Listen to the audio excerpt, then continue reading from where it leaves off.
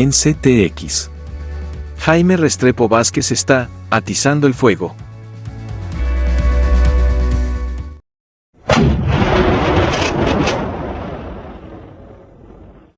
Algunos andan elogiando a Gustavo Petro. Dicen que es el primer presidente que pide investigar a su hijo y que se conozca toda la verdad de los hechos que se han denunciado en las últimas semanas. Sin embargo, esos que elogian el discurso de Petro están alabando que el presidente haya pasado por encima de la presunción de inocencia, algo que cualquier demócrata haría con un hijo, con un familiar o con un ciudadano cualquiera. Sin embargo, ojo con esto. Si Petro fuera tan transparente como creen, pues seguramente hubiera pedido la investigación durante los primeros días de febrero. ¿Por qué? Porque el 1 de febrero, Petro se reunió con Dey Vázquez y ella le contó durante más de 2 horas, en una reunión que sostuvo con ella, le contó todos los detalles, los pormenores de la corrupción y de los hechos oscuros que rondaron la campaña y que cometió el joven Nicolás Petro en la costa atlántica.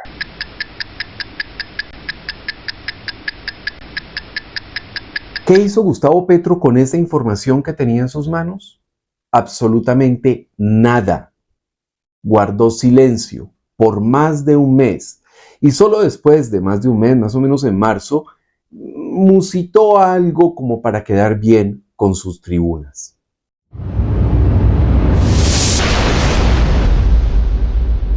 El epicentro de esta crisis tiene que ver con una sola pregunta. ¿Gustavo Petro sabía o no sabía que habían entrado dineros sucios a su campaña? La respuesta parece darla el mismo presidente de la República. Él contradice que no supiera del ingreso de narcodineros a su campaña. Pues resulta que en un tuit altamente defensivo para lavar su imagen, trató de desmarcarse de la crisis y recordó que durante la campaña publicó un trino en el que alertaba sobre un complot que se estaba diseñando desde las cárceles para infiltrar dineros sucios en la campaña del Pacto Histórico.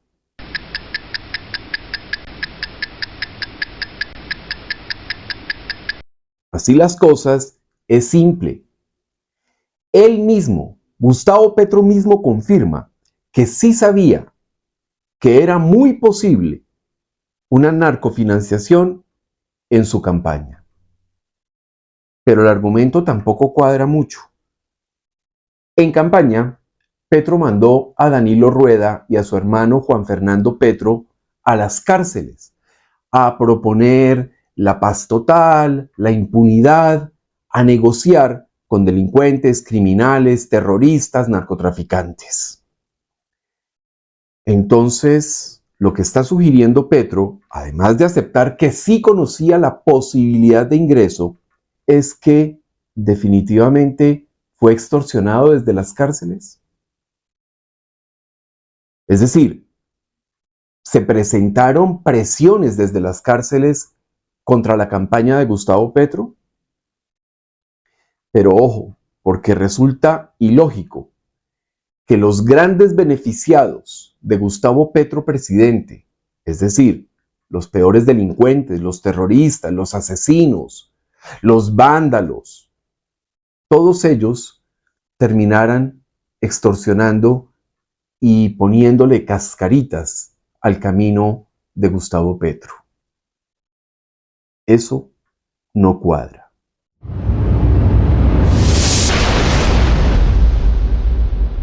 Dijo el presidente, y lo voy a leer textualmente: a ninguno de mis hijos ni de mis hijas, qué redundancia tan absurda, les he dicho jamás que delincan. Eso no ha existido. A ninguno de mis hijos y de mis hijas, aquí una presente, les he dicho jamás que delincan. En aras del rigor, aceptemos la posibilidad de que él nunca le haya dicho a Nicolás: vaya, coja dineros sucios, métase con Santander López Sierra, con el Turco Ilzaca, con todos ellos, puede que no le haya dicho eso. Pero la vida de Gustavo Petro ha sido una colección enorme de sobrepasos de las líneas éticas y morales que debe tener todo ciudadano. Es que para alzarse en armas, extorsionar, participar en la planeación del holocausto del Palacio de Justicia y todas las tropelías cometidas por Petro durante su permanencia en el M-19, para hacer eso hay que renunciar a la moral y a la ética. Para recibir dineros a hurtadillas en bolsas de basura, es un tema que nunca ha sido aclarado, se requiere sangre fría. Se requiere incluso sentirse por encima de la ley. Es decir, Gustavo Petro también ha demostrado que desprecia la ética y la ley.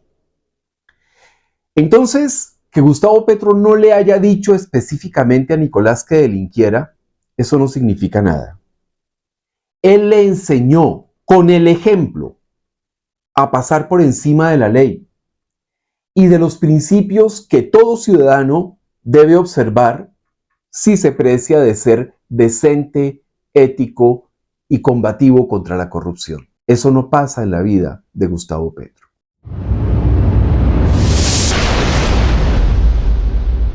En la campaña de 2018, el Expediente publicó una información muy importante sobre Nicolás Petro.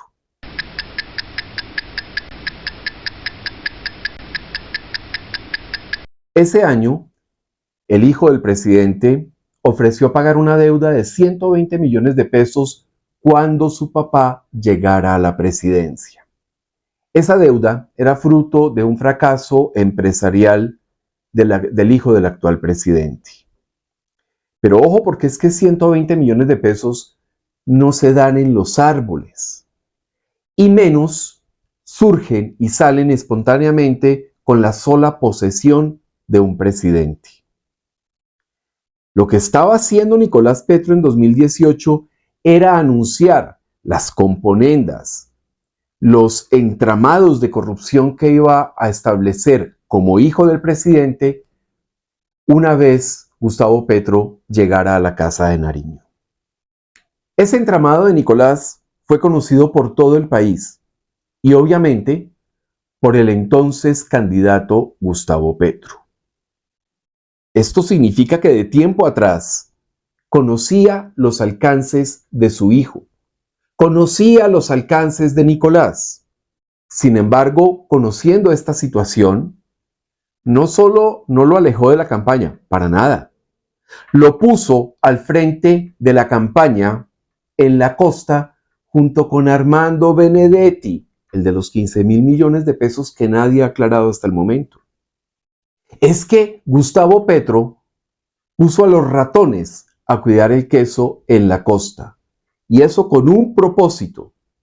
El sitio que históricamente más se ha beneficiado de la corrupción electoral ha sido la costa. Allá venden los votos por un ladrillo, por un tamal, por un bulto de cemento, por lo que sea, venden los votos. Total, poner gente sin límites morales a financiar y a ordenar la campaña en la costa significaba sencillamente poner dos adalides de la corrupción a generar corrupción electoral en la costa atlántica. ¿Qué podía salir mal?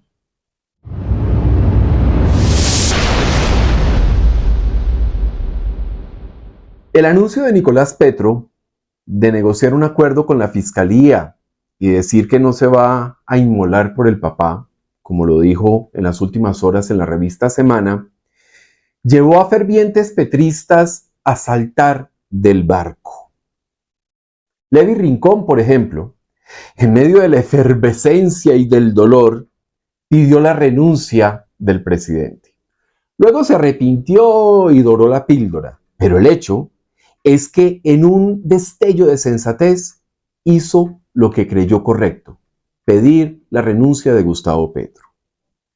Félix de Bedut, un conocido relacionista público del progresismo colombiano, aseguró que no hay volteretas argumentativas para disimular la gravedad de los hechos. Beto Coral, el calumnioso Beto Coral, lamentó el ingreso de los dineros sucios a la campaña de Petro y aseguró, en un tono de plañidera, que destruyeron la esperanza de muchos. David Rosso, otro entusiasta petrista, pidió que no cuenten con él para defender lo indefendible. Mauricio Picotto, un tipo que vive presuntamente en Canadá, adjudicó toda la responsabilidad a Nicolás Petro y lo calificó sencillamente como sediento de dinero. Julián Sastoque, un regresista aparentemente moderado, se burló de los tuiteros fanáticos de Petro, asegurando que estaban en silencio y que de ese dinero pudo haberles entrado algo a sus cuentas.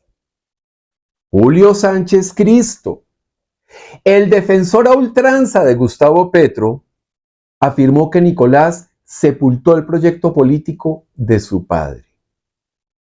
Jennifer Pedraza, a su turno, recordó que Petro sí conocía la calaña que estaba recogiendo dineros en la costa para su campaña. ¿Qué va a hacer la ciudadanía con esta colección de engaños, mentiras, trampas, deslealtades y suciedad en una campaña presidencial? Nadie lo sabe. Lo único que podemos confirmar es que esta es una noticia en desarrollo.